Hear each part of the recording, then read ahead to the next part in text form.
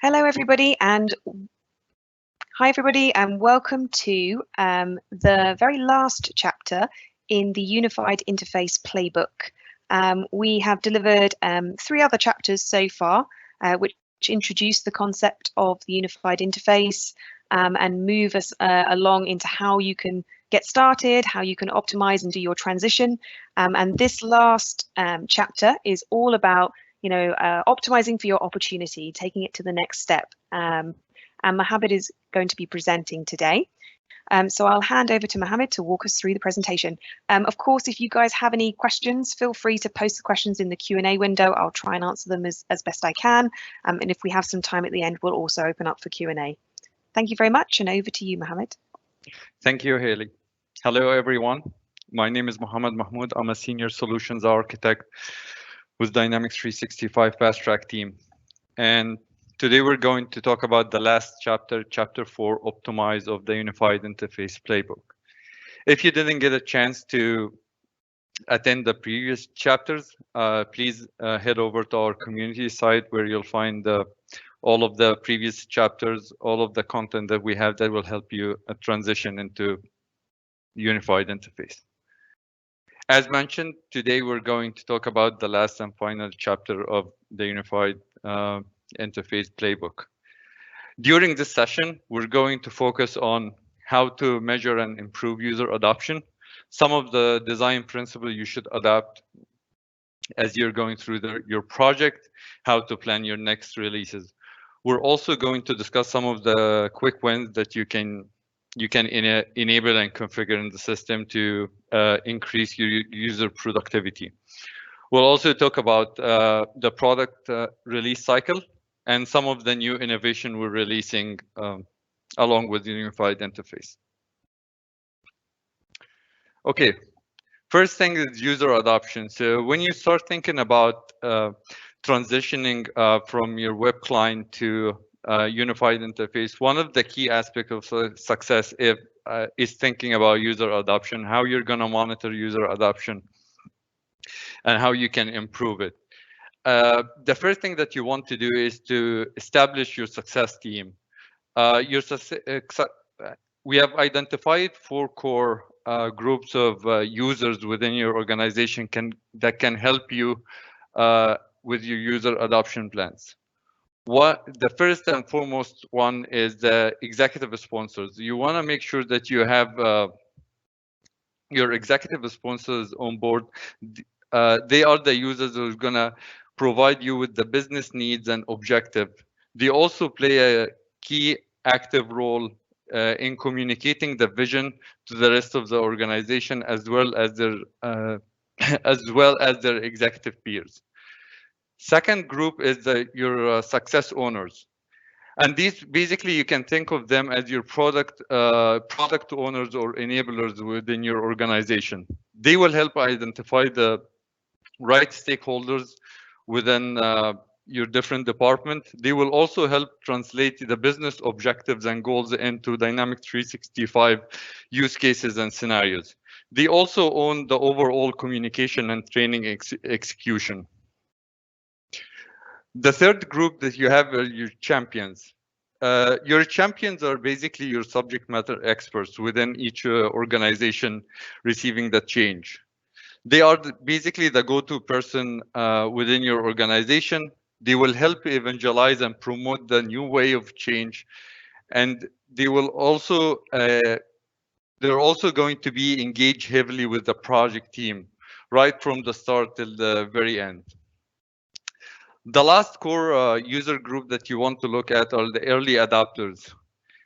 It's key to make sure that you're selecting the right participant for the early adopter program to make sure that you have a successful launch. These could be a subset of your champions or leaders from different departments. They are also some of the users who would typically struggle with adapting to new technology. So you want to be able to capture their feedback early on. They can also be users within the different organizations that are known for providing constructive feedback. Here is an example of a set of best practices supporting roles as you look at user adoption.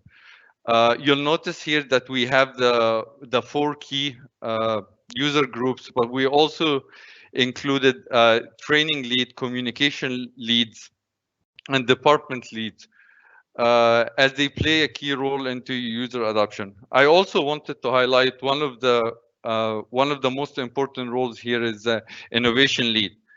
Innovation lead is someone within your department that will always have an eye on new technologies and updates that is being rolled out, and able to identify valuable solutions to the business.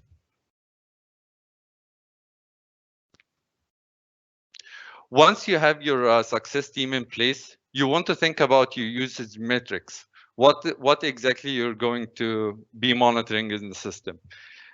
A great start for you is to look at your business goals. What are you trying to achieve? So in a sales scenario, for example, this could be improving your revenue per customer, improving your upsell opportunities, or achieve a higher win rate. Then you start taking those services and processes related to these goals and break them down into actions and activities that the users will have on a day-to-day basis. These are the KPIs that you want to track in the system. Now if you look at these actions and the activities in the system, there are a significant number of actions in the system. It could be in hundreds. So you want to make sure that you're targeting the right set of KPIs to monitor. We usually recommend that you start with a small set of KPIs and then review and update over time. Once you have your initial set of KPIs, you want to engage with the business to make sure that you have a good understanding of the current state of the business. You also want to get an agreement from the business on any assumptions that you may have.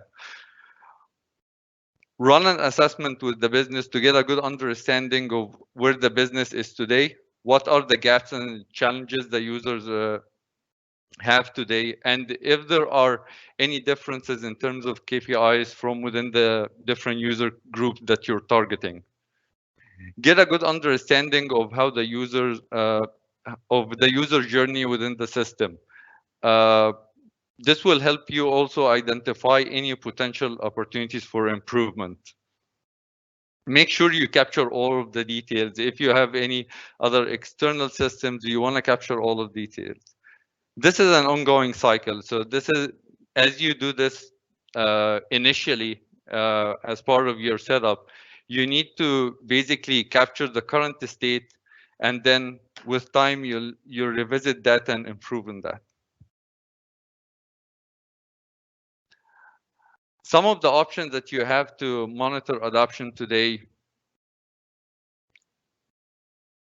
For IT administrator, you can use the Common Data Services Analytics to review and understand the system usage and other service information. So basically, the Common Data Service Analytics provide you a high level of the system usage. So it basically breaks down active users by security role or by device. It also provides you with a good high level of what are the user operations in terms of updates, reads and deletes across system entities as well as custom entities. Now, for business KPIs, you want to use Dynamics 365 with charts and dashboard. This allows you to drive KPIs from business activities. It's best to focus on these actual business KPIs and create reports indicating adoption from business data points. If you're looking for an enhanced or advanced reporting capabilities, you can also export these and use the Power BI reports and dashboards capabilities. One example of using the Common Data Services to capture usage for a specific app is to basically create a security role for this app, and then assign that security role to every user uh, that's going to have access to this app. This could be very helpful if you're looking at deploying a pilot app where you have only one app that the users are going to access. So you want to basically get an understanding on how frequent the users are going to use this app versus using their standard web client.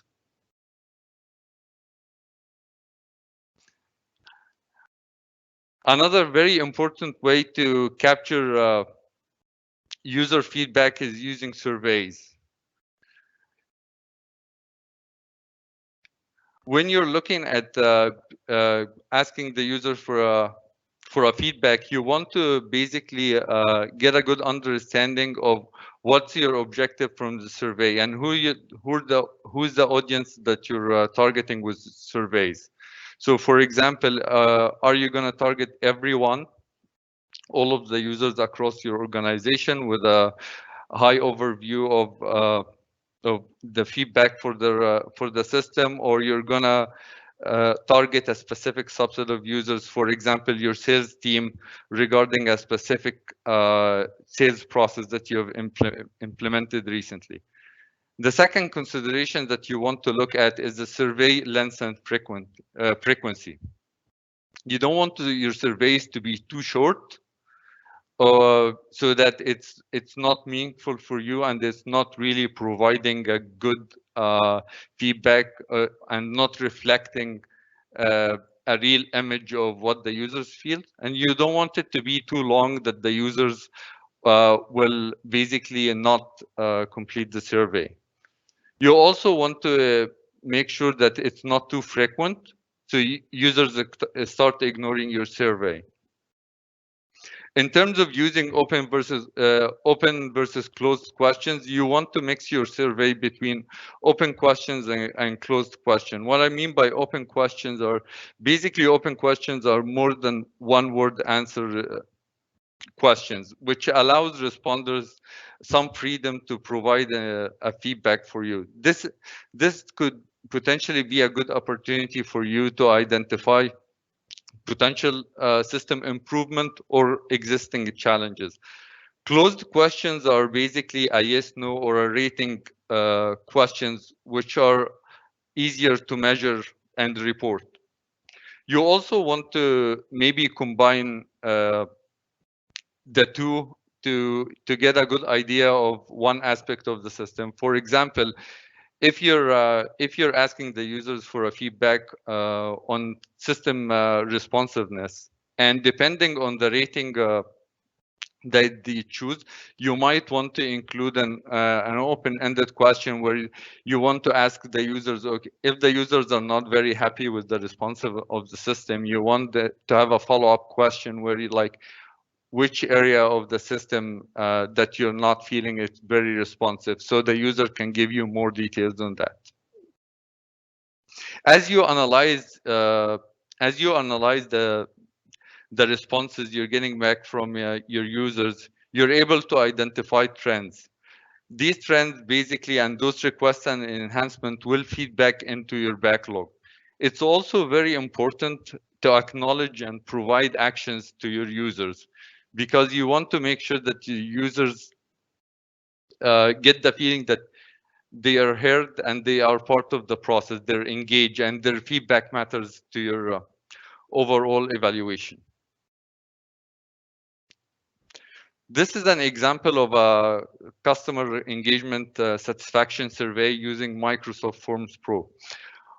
You can use Microsoft Forms Pro as a tool to distribute and gather survey. It's easy to use. It has an easy to use survey designer. It allows you to have multiple types of questions, as well as branching based on the responses. It also offers the real-time analytics for the survey responsive, allows you an easy way to spot trends. It also gives you the ability to export these responses to Excel. This can potentially be useful if you want to feedback some of this feedback into your project planning and activities. The next section, I'm going to discuss the review experiences. As you're reviewing your experiences, there are a couple of principles that you should adopt as part of your development lifecycle. One is data quality. Missing data inaccuracies or data duplication comes with a high cost. Your data helps you understand and manage your customers successfully. So bad data affect your user productivity and waste their time, which lead to increased costs. It also could potentially lead to losing your customer due to missed opportunities or a bad service. As you're going through your transition, evaluate how your forms are designed. Some of the best practices are to use option sets and lookups to ensure consistency and reduce errors. Also, you should schedule regular system checks for data inconsistency, incomplete data, and verify all data. The second principle is personal value. Focus on what the user needs. Break down your user groups into different personas and start from there. Everyone is using the same set of entities in the system, but it's how it's being represented to each user group. Focus on insights, not data. How you're going to deliver the value for each user using the system. The last principle to look at is ongoing learning and improvement. Treat your project like a product. Continue to test, validate, learn, and reiterate. Adopt an iterative approach to evaluate and improve your user experience.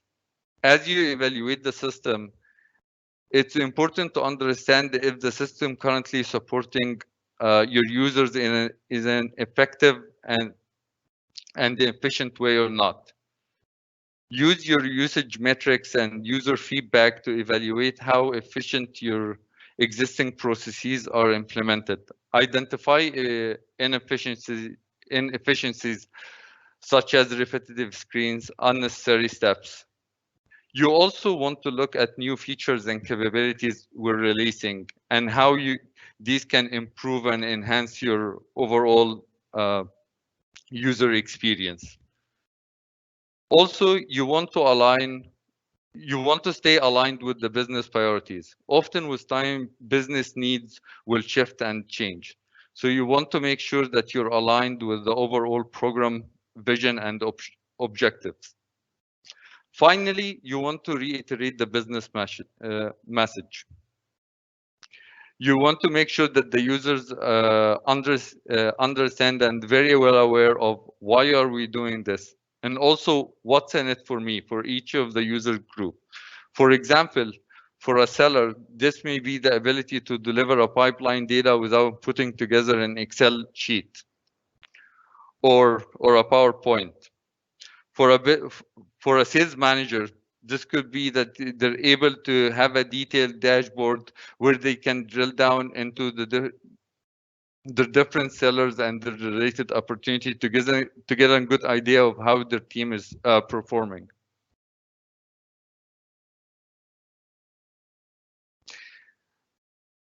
As you're building your backlog, it's a good practice to look at the work in terms of business value and effort required.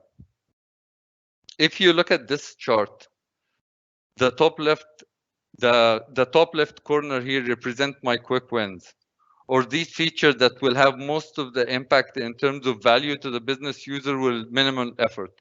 You can think of this as enabling a new feature or adding a reference panel to your form.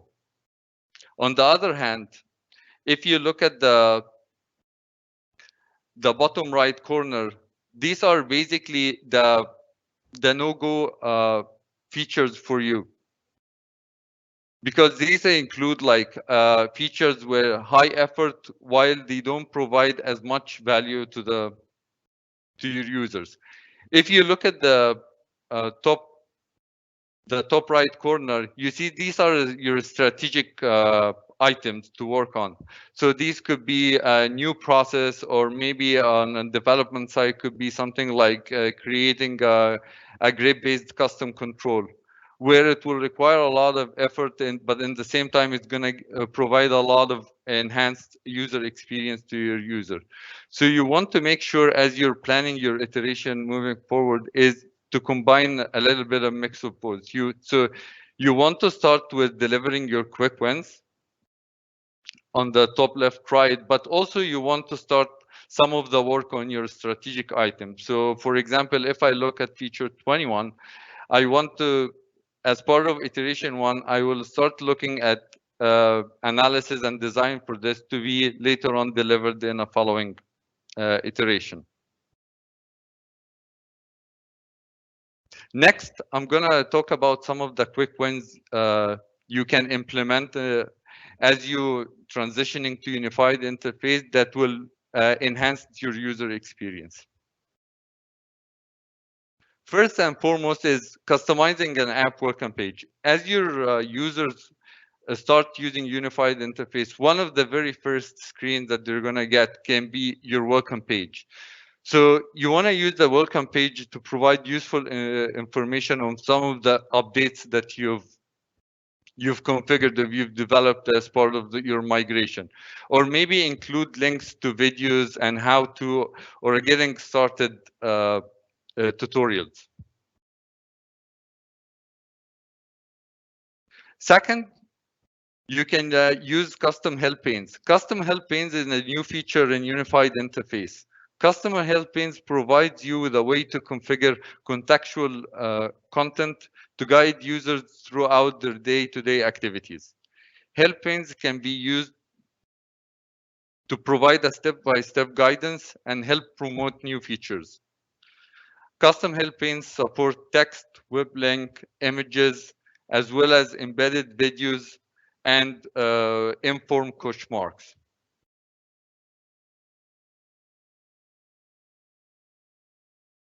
Next, I want to also talk about a new feature that we released, customizable opportunity close dialog. This is one of the most requested features in our sales app. It allows you the opportunity to basically customize the close opportunity dialog, adding relevant information to your business. So, for example, if as part of closing the opportunity, you want to capture what were the key products or what are the key features that made you either win or lose the specific opportunities, you're able to customize this today. You're able to also override the out of the box behavior and implement your own business logic as part of the new form experience.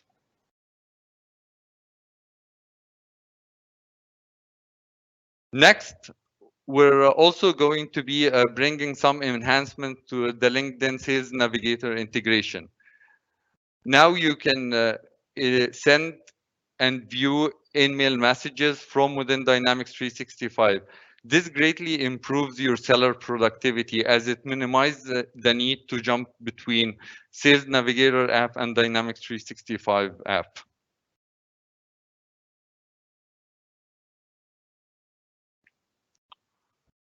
One of the new features that we have in the customer service is automatic filtering of knowledge base article. This can greatly optimize your agent knowledge base search experience by basically pre-configuring the knowledge base article search using common attributes between your case and your article entity. Interactive dashboard is a new feature that we're introducing with unified interface. With interactive dashboards, you can slice and dice your work streams with just a couple of clicks. Interactive dashboards offer you a new date range filter with a preset date parameter. You can also select a custom time frame. This means that you don't have to include data filter views when you're setting up your uh, dashboard. Another feature is visual filters, which allows you to include charts in your dashboard, which acts like filters to your work streams.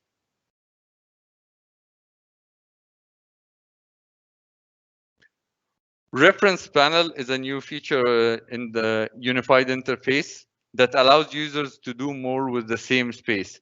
Users are able to quickly view related records without navigating away from what's important.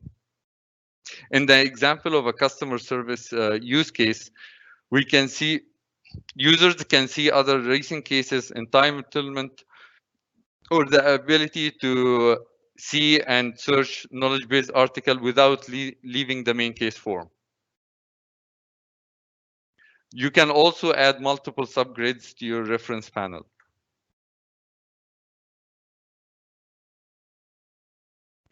I also want to highlight that with unified interface, you only need to design for once and deploy everywhere.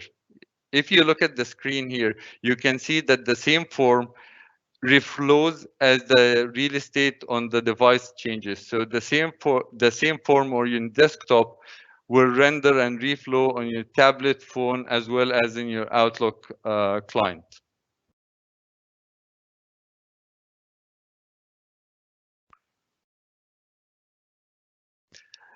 Next, I want to talk about how you're planning for a future. So as you're planning your transition to unified interface, you should also get familiar with our new update process. I recommend you watch the Business Application Summit in-depth session on how we update our Dynamics 365 Power Apps and Common Data Services. But I want to also discuss a couple of key aspects now. First is our release waves. We want to provide you with the latest features as early as possible. And we want to make sure that we don't break any of your production apps. Your users should not be impacted at all as we're rolling out these new features. So we introduced the release waves concept to make sure that it's predictable and continuous. Our year will be divided into 2 release waves. Wave 1 from April to September, and wave 2 from October to March of the following year. We will also publish our release plans for each wave ahead of time. This will give you a clear visibility into what we're shipping into the next 6 months and when it will be available. For example, the 2019 release waves we published back in June.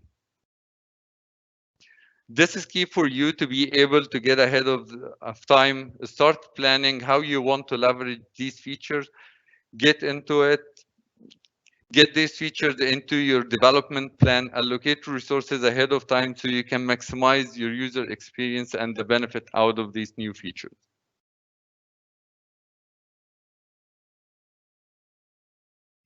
We also want to provide you early access to user impacting changes. What I mean by user impacting changes are, these are the mandatory changes that will impact user experience. For example, if I look at the upcoming 2019 Wave 2 mandatory end user changes, these are the form header density changes, timeline changes, or grid enhancement. While these changes improve user productivity, it can also sometimes be confusing and affect your business continuity, as users might have just recently been trained on one user experience, and then they'll get another user experience once these rollouts are done. So during these 2 months that we're providing you the early access, you should test all of the impacting user changes. And if there is any changes that are necessary to your customization and solution, you should also be considering this within the early access period. You can also take this opportunity to roll out these changes to your production environment according to your own organization schedule. All of the features in the early access are production ready, so you can use them in your production. For the rest of the features, it will continue to be released as part of the normal wave cycle.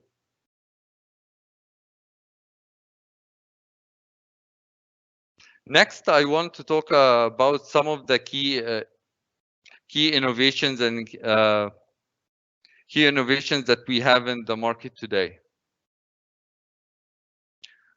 We have been making a lot of investment in AI-driven apps to enable you to make data-driven decisions, allowing you to leverage your data and create insights and decisions and data-driven decisions out of them.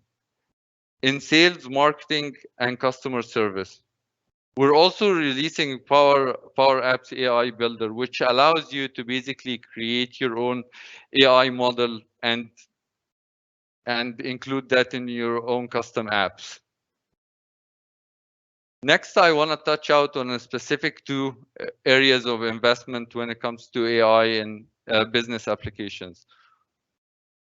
One is our key investment in sales. So we have the sales insights for managers, which enables managers to learn about trending topics, competitive trends, and your brand mentions in the market. It allows them to also track important deals, highlight important deals that need attention and guidance to closure. Sales insights also can analyze your sales calls to identify unique behavioral patterns of your top sellers and bring those best practices to the rest of your teams. It also identifies which members of your team need some guidance by reviewing the customer sentiment per seller and the conversation style of the seller. Sales insights for sellers, another application, allows sellers to leverage AI in their day-to-day activities. For example, they can use predictive lead scoring to focus on the right deals and the right leads.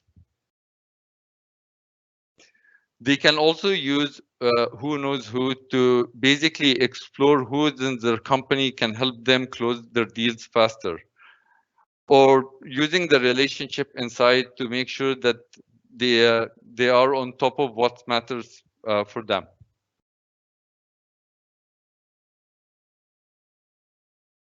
Another key investments that we're making in customer service is Omnichannel Hub. Omnichannel Hub is a new modern customizable high productivity app that allows agents to engage with customers across multiple channels, such as chat and SMS. Omnichannel Hub offers contextual customer identification and real-time notification, real-time communication between the different agents or the agent and supervisor. It also provides a set of agent productivity tool like automated knowledge management search or case creation to ensure that the agents are efficient in their work. Omnichannel Hub also provides a view to supervisors to get a real-time visibility and insights into the operational efficiencies of agents and utilization across different channels. Omnichannel comes with a routing and web work distribution engines, allowing you to configure agent presence, availability, and routing rules across the multiple channels you're supporting. It also offers integration to Dynamics 365 Virtual Agent, which is another AI-driven app that we have. This includes escalating the conversation. This also includes escalating the conversation from the virtual agent to the human agent if needed, providing a full transcript of the conversation for the human agent taking over the case to automatically get the context of the user need or the user question. Customer Service Insights is another app that we recently released. Provides AI-driven capabilities to detect emergent topics, allowing you to proactively deliver better customer service experience. The topic details dashboards gives you a detailed overview of key performance indicators for each specific topic. Using AI technology to show you how using AI technology to show you what's the impact by product and channel or on customer satisfaction scores and resolution time of this specific topic. It also provides an overview of your customer service case resolution performance, showing you topics that you have the greatest topics that has the greatest positive and negative impact in your resolution time and your customer satisfaction scores. It also provides you with an overview of your team performance, like which agent have the longest resolution time, or agents with the most escalations, or agent with the lowest customer satisfaction score. This allows you to look at how to improve and coach your team members effectively.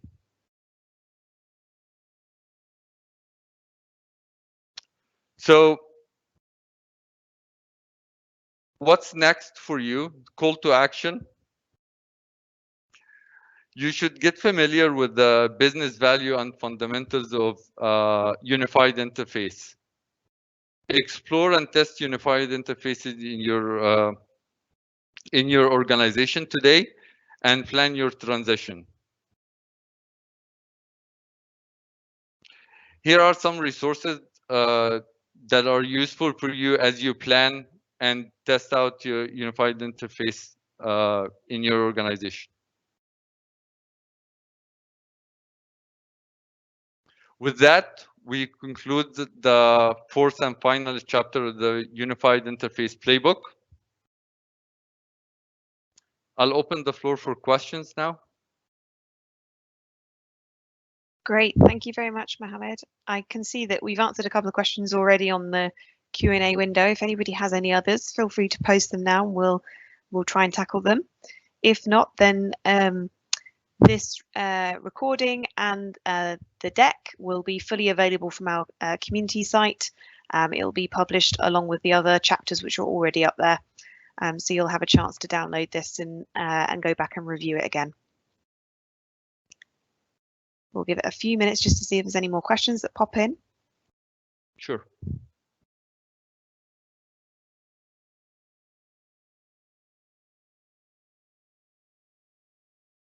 No, I can see no new questions, so we will close the call early. But thank you very much to everybody that's joined the call and actually watched all of our chapters. We hope you found the content really useful. As mentioned, please head to our community site. We've got a load of goodies and further content up there that you can help with your transition as you move to the unified interface. Thank you very much and have a good day. Thank you, everyone.